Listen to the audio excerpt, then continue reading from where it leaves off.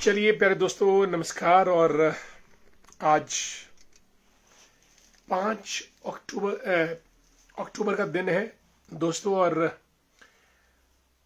रात्रि के 9 बज चुके हैं और हम शुरू करते हैं अपना कार्यक्रम आज की बात आपके साथ।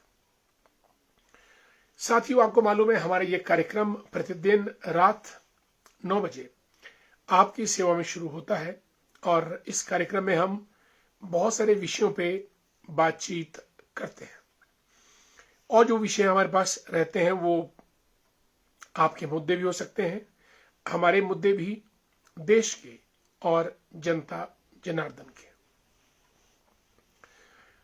दोस्तों, आजकल अगर आप अंतर्राष्ट्रीय लेवल पे नजर डालें तो युद्ध रूस और यूक्रेन का जबरदस्त तरीके से चल रहा है और गाजा में इजराइल पूरी गाजा को खाली करने पर उतारू है और वहां पे नरसंहार हो रहा है। बच्चे, बुजुर्ग, महिलाएं, सबको खाली करके गाजा में इजराइल अपनी पैंट बनाने का प्रयत्न कर रहा है। और वही हाल अगर आप नजर डालें रूस और यूक्रेन पर, जहां रूस ने यूक्रेन का हिस्सा छीनने के लिए पूरा मन बना दिया है और अमेरिका जहां इजराइल के साथ है वहीं वो यूक्रेन के साथ है। इस छीना झपटी से दोस्तों एक निष्कर्ष तो ये निकलता है कि जिसकी लाठी उसकी भैंस, यानी चलती का नाम गाड़ी, या फिर जिसकी चलती है उसकी क्या गलती है। ये सब बातें आज हमको दिखाई पड़ती हैं जब वैश्विक परिदृश्य पे बच्चों का नरसंहार, महिलाओं का, बुजुर्गों का, सभी का, और जो लोग बिल्कुल निर्दोष हैं उनका जो नरसंहार हो रहा है वो इसी वजह से कि समर्थ को नहीं दोष गोसाई, यानी जो ताकतवर है उसको, हम चाहे मानवाधिकार की बात करें और चाइल्ड किलिंग की बात करें या फिर अनायास दूसरे की भूमि कब्जाने की बात करें या फिर धर्म, जाति या भाषा के नाम पर दूसरों को दबाने की बात करें, जिसके पास ताकत है, जिसके पास शक्ति है, वो हमेशा निर्दोष रहता है। चीन के एक बड़े डिक्टेटर हुए हैं माओ जेतुंग। उन्होंने कहा था the power flows from the barrel of the gun, यानी जो ताकत या शक्ति है वो बंदूक की गोली से निकलती है और वही आज वैश्विक परिदृश्य पर हो रहा है। जितने भी युद्ध हुए उन युद्धों में नाजायज तरीके से अतिक्रमण, अनधिकृत रूप से, और जिसके पास असला, गोला बारूद, missiles, weapons, atomic bomb, nuclear bombs या फिर हाइड्रोजन बॉम्ब ही क्यों ना हो, दूसरे देश पर कब्जाने के लिए वो हमेशा तत्पर रहता है। और चाइना की तो पॉलिसी यही है दोस्तों। चाइना तो तकरीबन मेरा ख्याल 14-15 कंट्रीज उसके बॉर्डर पे आती हैं, यानी जो चीन का जो बॉर्डर है वो लगभग 14-15 कंट्रीज को छूता है। और चीन की एक्सपेंशनिस्ट पॉलिसी है हांगकांग, ताइवान और तिब्बत या उधर जापान की तरफ कहीं ना कहीं चाइना अंदर घुसने का प्रयास करता है और अनधिकृत रूप से औरों की भूमि कब्जाता है। दोस्तों, इन बातों से ये परिलक्षित होता है कि युद्ध एक ऐसा विकल्प है जिससे बाद में शांति स्थापित होती है। आपने देखा होगा जब युद्ध के मैदान में टैंक दहाड़ते हैं, मिसाइल्स दहकती हैं, बंदूकें गरजती हैं और उसके बाद खामोशी, शांति, क्योंकि सब कुछ विध्वंस हो चुका होता है। और फिर उसी विध्वंस से एक नया निर्माण शुरू होता है, जैसे यूरोप का हुआ। सेकेंड वर्ल्ड वॉर में यूरोप और जापान जबरदस्त तरीके से नेस्तनाबूद हो गए थे, लेकिन ये दोबारा उठे, पूरा यूरोप दोबारा खड़ा हुआ। और जापान का तो नागासाकी हिरोशिमा पर जो बॉम्ब्स गिरे थे उसकी वजह से वो पूरा तबाह हो चुका था, लेकिन जापान फिर उठा। लेकिन दोस्तों, कुल मिलाकर बात यह है कि जिसके पास ताकत है, जिसके पास शक्ति है, जिसके पास हौसला है, या जिसके पास नियमों कायदों को ताक पे रखने की क्षमता है, वही दुनिया पे राज करता है। और हम जब देशों का ये हाल देखते हैं तो दोस्तों, धीरे धीरे ये बात हमारे समाज में भी पनपती, पसरती और फैलती जा रही है। अगर आज आप देखेंगे, राजनीतिक पार्टियों में बाहुबलियों का इतनी दखल है कि बाहुबलियों के नाम पे टिकटें बढ़ती है। बाहुबली खुद स्वयं चुनाव लड़ते हैं, विधानसभा या लोकसभा में पहुंचते हैं, और फिर आप अंदाजा लगाइएगा कि किस किस्म का कानून प्रक्रिया या कानून निर्माण हो सकता है। लोकसभा और विधानसभा का मूल उद्देश्य है विधायी कार्यक्रम है, वैधानिक लेजिस्लेचर, जहां कानून के ऊपर यानी समाज की समस्याओं पे डिबेट होती है और उन डिबेट्स पर कानून बनता है, और वो कानून देश में या प्रदेश में लागू होता है। लेकिन अब पूरे माफिया जो है वो हमारे सामाजिक और राजनीतिक क्षेत्र में आ चुके हैं। जब विश्व की बड़ी बड़ी शक्तियां ही खुद माफिया की तरह काम कर रही हैं, दुनिया भर का उनके पास गोला बारूद है, दुनिया भर का उनके पास धन बल है, स्पाइंग है, वो कहीं भी किसी भी बिल्डिंग में छिपे हुए आतंकवादी, डिक्टेटर या किसी भी दुश्मन को उस बिल्डिंग में घुसकर, और उस बिल्डिंग में भी उस कमरे में, और उस कमरे में भी उस सोफा सेट पर जहां पे वो बैठा होता है, सटीक निशाना लगाकर उड़ा देते हैं। जब अंतर्राष्ट्रीय स्तर पर यह हाल है तो और देश भी इस होड़ में लगते हैं कि हमको लड़ाकू जहाज कहां से मिले, मिसाइल्स कहां से मिले, बॉम्ब, बुलेट्स और बंदूकें कहां से मिले। यानी अन्य देशों के बीच भी अमेरिका, रूस, इजराइल की नकल करते हुए और देश भी ज्यादा से ज्यादा लड़ाकू जहाज, मिसाइलें, बंदूकें खरीद रहे हैं।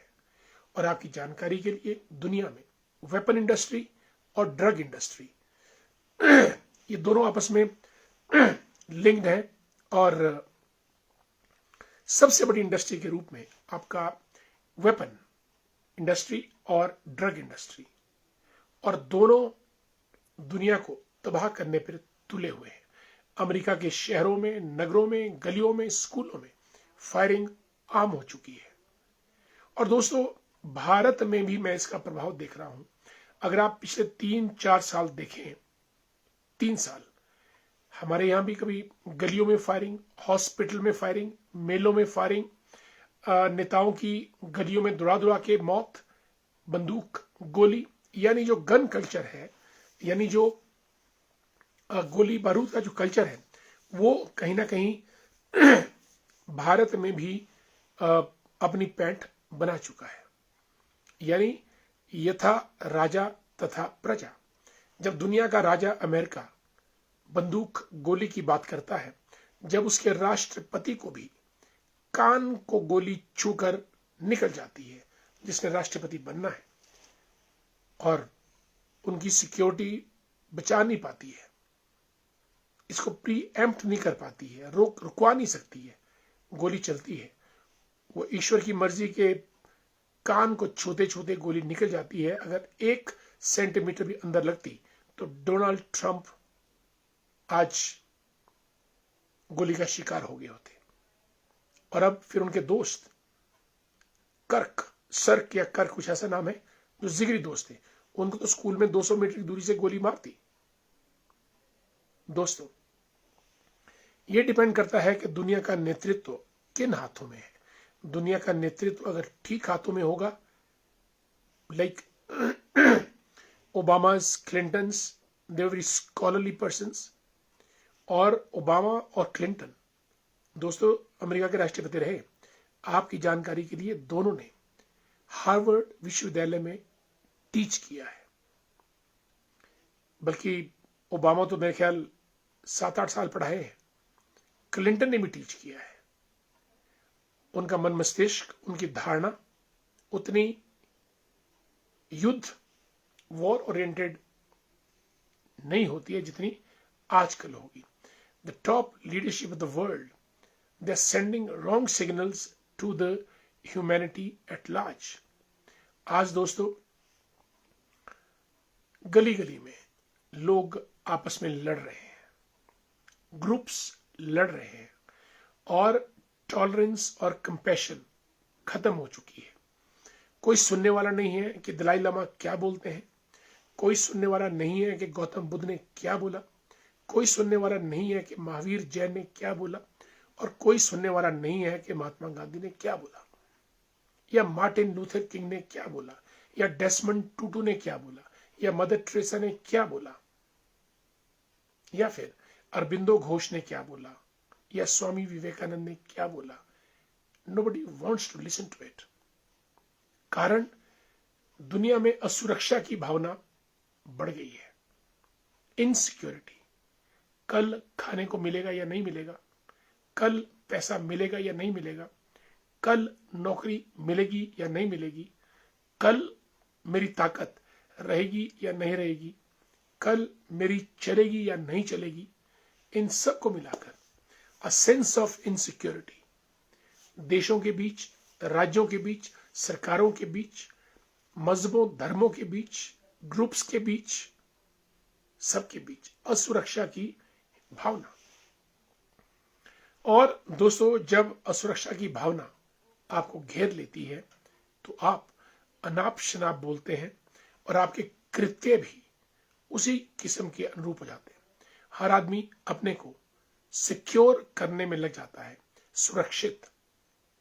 वो धन चाहता है, जमीन जायदाद चाहता है, अन्न वस्त्र चाहता है, नौकरी चाहता है, बैंक बैलेंस चाहता है, कल हो ना हो। अब तो फिल्में भी ऐसी बन रही हैं कि कल हो ना हो, जिंदगी मिलेगी नहीं दोबारा, जो करना है वो आज कर। और इससे एक इनसिक्योरिटी की भावना पूरे जनता जनार्दन के मन मस्तिष्क में बैठ गई है, और आदमी चाहता है कि वो झटपट जो भी है वो आज ही बन जाए, अभी बन जाए। और दोस्तों, इसीलिए युद्ध, हर चीज का, सड़क पे चलते हुए युद्ध, दो राज्यों के बीच पानी के ऊपर युद्ध, केंद्र और राज्य की सरकारें युद्ध, भारत और पड़ोसी युद्ध, पड़ोसी और उनके पड़ोसी युद्ध, अमेरिका का रशिया के साथ, चाइना के साथ, इजराइल का मिडिल ईस्ट में, इराक का ईरान के साथ। दोस्तों, अगर मानव जाति हम देखें तो अब हम युद्धों की तरफ, और न केवल गांव में, खेतों के ऊपर युद्ध, मकान बनाने के ऊपर युद्ध, बच्चों के ऊपर युद्ध। और भारत तो अयोध्या का देश है जिसे युद्ध से नहीं जीता जा सकता है। अयोध्या, जहां रामलला भगवान श्री राम निवास करते हैं। लेकिन राम को भी युद्ध तो लड़ना ही पड़ा, लेकिन वो युद्ध अन्याय के खिलाफ, अनैतिकता के खिलाफ था। अगर युद्ध अन्याय नैतिकता के खिलाफ हो तो होना भी चाहिए, क्योंकि अच्छाई हमेशा बुराई का नाश करती है, अच्छाई बुराई पर जीतती है। लेकिन अनायासी डराने के लिए, धमकाने के लिए, चौंकाने के लिए, लूटने के लिए, कब्जा करने के लिए, लूटपाट के लिए अगर युद्ध हो तो वो मानवता के फंडामेंटल प्रिंसिपल्स के खिलाफ है, ऐसा हमारा मानना है। दोस्तों, धार्मिकता, दया, धर्म, सहनशीलता, ये सब वैल्यूज बहुत पुरानी रह गई है। आज तो शस्त्र उठाकर, बंदूक उठाकर, मिसाइल चलाकर, टैंक दौड़ाकर, हवाई जहाज भगाकर जिसके छक्के छुड़ा जा सकते हैं, छुड़ाते रहिएगा। और मजे की बात, यूनाइटेड नेशंस कुछ नहीं कर पाता है। जो संयुक्त राष्ट्र संघ है वो कुछ नहीं कर पाता है, क्योंकि संयुक्त राष्ट्र का secretary general appointed by United states of America, जो अमेरिका चाहता है वही वहां का महासचिव बनता है। और सुरक्षा परिषद में वीटो पावर, अगर एक टॉप 5 नेशंस ने वीटो कर दिया तो कोई मजाल, कोई बिल वहां पे पास हो जाए। और नंबर 3, यूनाइटेड नेशंस का 75% जो सैलरीज और खर्चे हैं वो फंड करता है अमेरिका। इसलिए दोस्तों, हर गली मोहल्ले, गांव, शहर, देश, प्रदेश में स्थिति है टकराव की, स्थिति है युद्ध की, स्थिति है आक्रमण की। और ऐसा लगता है आजकल, जैसे अंग्रेजी में कहा भी जाता है कि offence is the best form of defence, या फिर offence is the best defence. आक्रमण ही सुरक्षा का सबसे बड़ा साधन है। चलिए, हमारे दोस्त बहुत जुड़े हैं आज और सबका स्वागत करना चाहूंगा। और अश्विनी मेहता जी जुड़े हैं। गुड इवनिंग अश्विनी जी, कैसे हैं आप? Good to see you. Yugal Kishore जी को नमस्कार, हमारे मित्र युगल जी। दिव्या जी रामपुर से जुड़ी हैं, गुड इवनिंग दिव्या जी। ठीक है, और आपकी भी हम खुशहाली चाहते हैं। बंटी वर्मा, जय हिंद, जय भारत, थैंक्स सो मच। आदरणीय GD शर्मा जी को हमारा नमस्कार, गुड इवनिंग। अशोक शर्मा जी को जय श्री राम। नारकंडा शिलारू से हमारे मित्र राकेश श्याम जी को जय हिंद, जय भारत।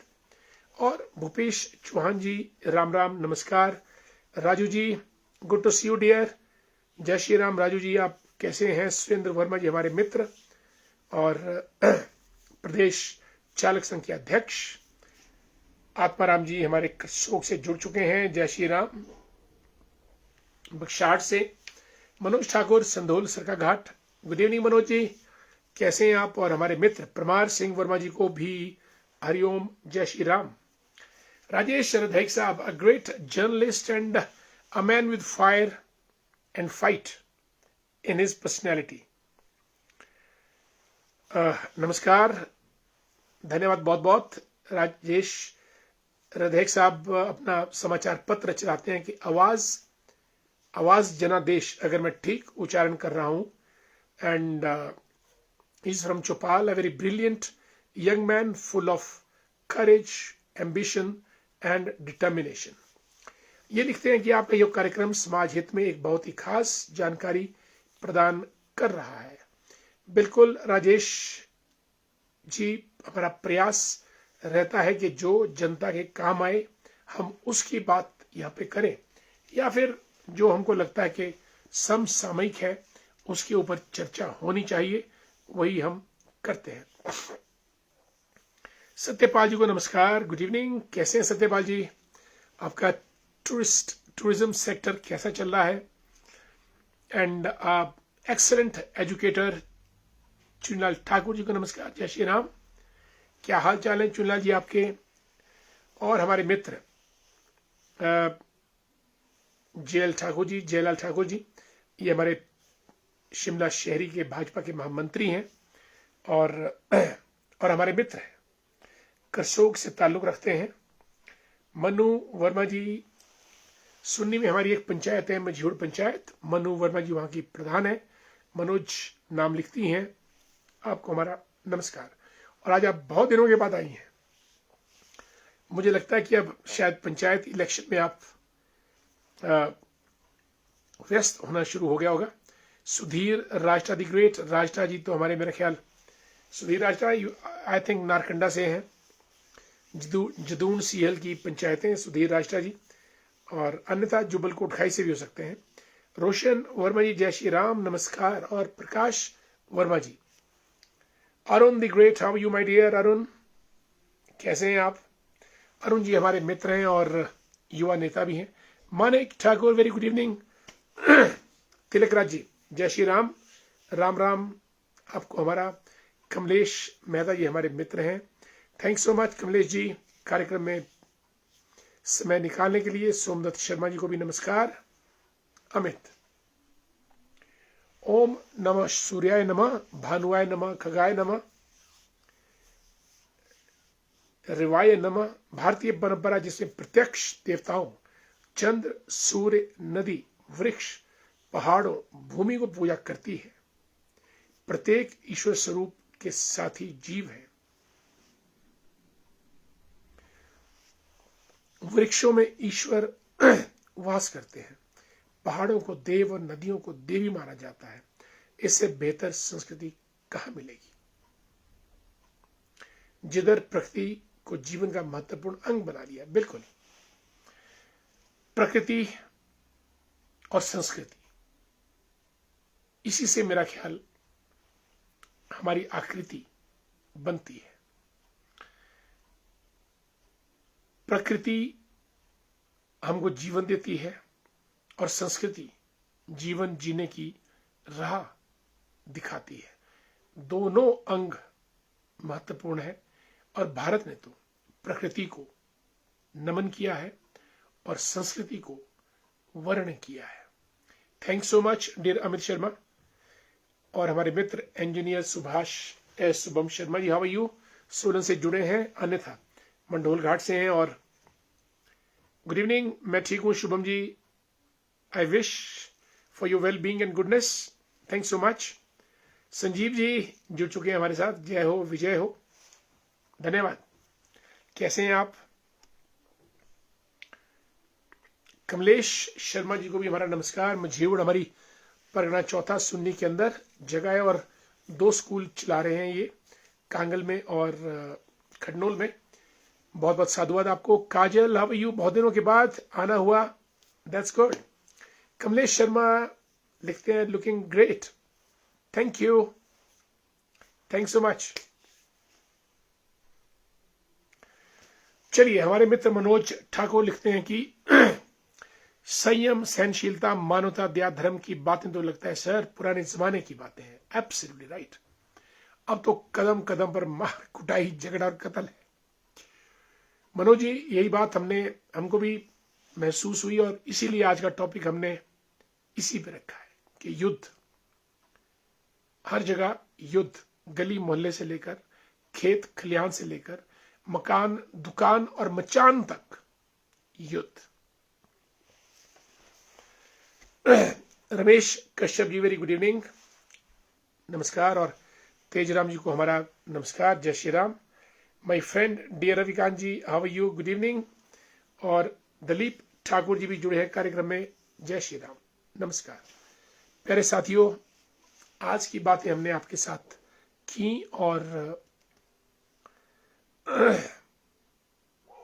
आने वाली जनरेशन को अगर हम प्रकृति और संस्कृति, 2 शब्द, बहुत सुंदर शब्द हैं ये, और ये अमित जी ने हमको दिए हैं। प्रकृति और संस्कृति, प्रकृति को हम पूजें और संस्कृति को हम अपनाएं। जिस दिन हमने ये कर दिया उस दिन देश हमारा आंतरिक रूप से मजबूत हो जाएगा और हमको ऐसा ही करना चाहिए। पूरी प्रकृति, भारत ने तो ग्रहों के नाम भी पूरे सौर मंडल के नाम ग्रहों के अनुरूप रखे हैं और संस्कृति में संस्कार, संस्कृत संस्कृति, सब चीजें हमने युग युगों से संजो कर रखी है। सुनीला जी को नमस्कार। प्राउड पहाड़ी लाइफ गुड। और जैसा सुनीला जी ने लिखा है, हमारे एक कैंपेन चलना चाहिए, सेव माउंटेन्स, पहाड़ बचाइएगा। पहाड़ बचेंगे तो पहाड़ी बचेगा, और अगर पहाड़ नहीं बचेंगे तो पहाड़ी नहीं बचेंगे। अभी आपने पीछे बरसात के दिनों में देखा होगा, पहाड़ हमारे कैसे दरक गए, गिर गए, क्षरण हो गया, पहाड़ के पहाड़ गिर गए, क्योंकि पहाड़ों का बेस हमने काट दिया। पहाड़ों की जो कटिंग है वो हमने अनसाइंटिफिक तरीके से कर दी, और पहाड़ हिमाचल में अब गिर रहे हैं, और अगर पहाड़ गिरेंगे तो हिमाचल भी गिरेगा। इसलिए वक्त रहते सजग हो जाइएगा। निखिल वर्मा, जय Shri Ram, thank you so much for being with us, great. दोस्तों, आप सब लोग अपने इस कार्यक्रम में, आपका अपना कार्यक्रम है, और मेरी अक्सर गुजारिश रहती है कि इस कार्यक्रम को आप शेयर जरूर कीजिएगा। इस कार्यक्रम के प्रति आपकी एक छोटी सी आहुति होगी।